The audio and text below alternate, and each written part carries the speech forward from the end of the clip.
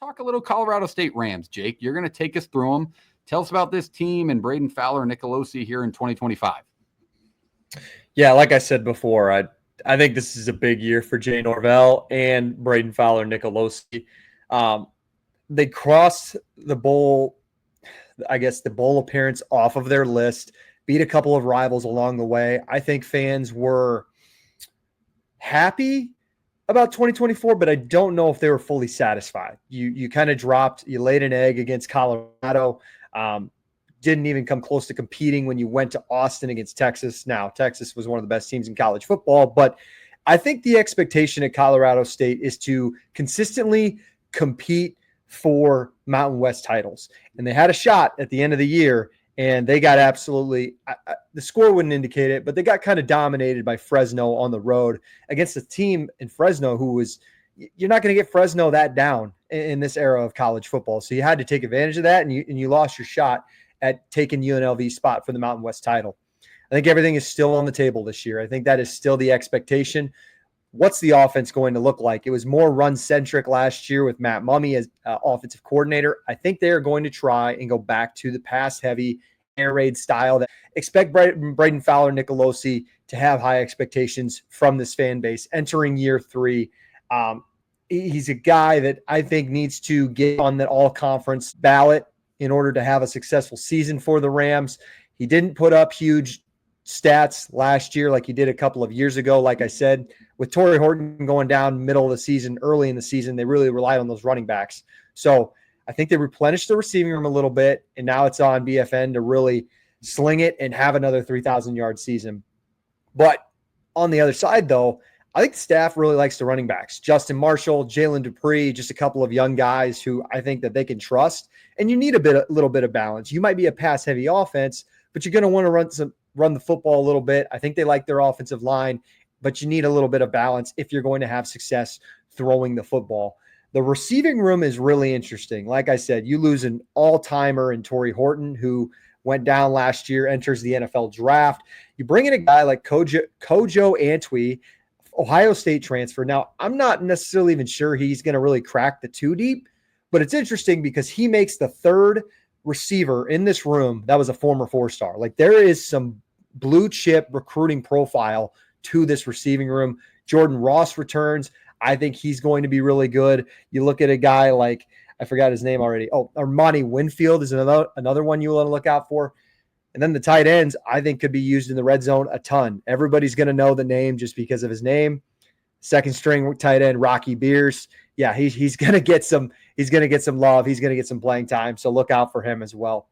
Defensively, completely different story. Only 2 guys really returned that had starting experience or a bunch of reps under their belt, and it is a group that's going to be a lot of transfer-heavy group. They're switching to a 3-4 defense, Norvell said, so we'll see there. A couple of Big 12 linebacker transfers, Jacob Ellis from Iowa State and Jaquez Evans from Baylor, 2 guys who I think will start right away and could have immediate impact. Evans plays more of the edge rusher, but he also does kind of play that outside linebacker in the 3-4.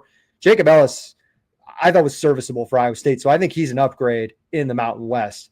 The secondary is going to be pretty green. Like, this is a young bunch. You got to replace a guy like Blackburn. I think everybody remembers he was the guy that hit Travis Hunter a couple of years ago. He was a really good player. He was a really good safety outside of just that one play he was known for. A.J. Noland, a freshman, stepping into his role. He's going to have to show up and fill some shoes, and he could be a really good player down the road for Norvell. Like I said, guys, they led this team to their first 8-win season in 10 years. You crossed that mark, but it's back to competing for conference titles. And Vegas doesn't think so, because you're at 6.5 at your over-under win total at plus 130 for your over. So Vegas doesn't even know if you're going to really get to the 6-win mark, which is interesting. If you're Jay Norvell, you got to beat your rivals. Colorado's not on the schedule this year.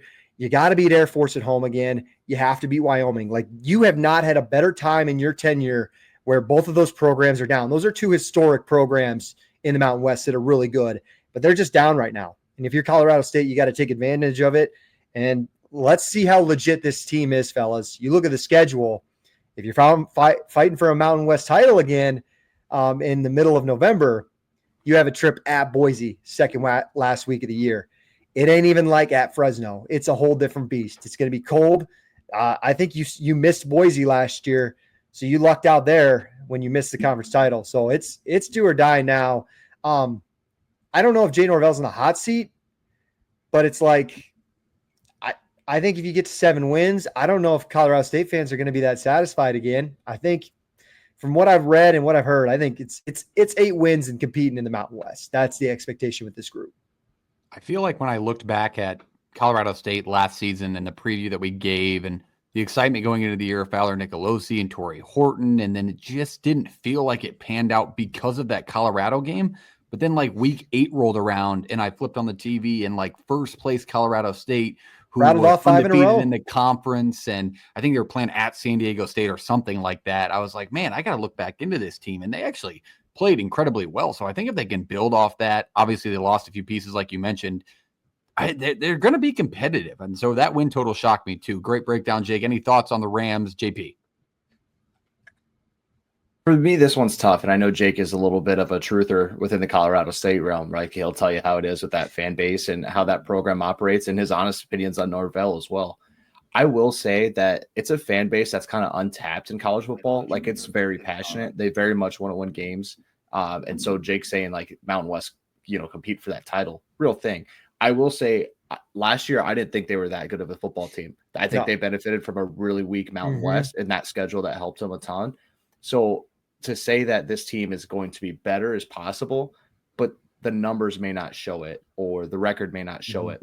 And I think that's something that either Colorado State fans need to buy into and understand, or it's just uphill. Like, I think it's a real uphill year for it. It feels like not a gap year, but a gap, or I don't know. I don't even know how to explain this year and how I'm looking at it. The expectations are high because this is a team that's going to the Pac-12. Like, this is one of the new Pac-12 teams. And those teams and those fan bases think they're just a step up above the Mountain West right now. So if you go 5-7 and you're losing to teams like New Mexico, like Wyoming, that's going to piss off the fans because they're like, we're going to this new league. We expect to be the cream of the crop at the end of this Mountain West run. All right. That is Colorado State.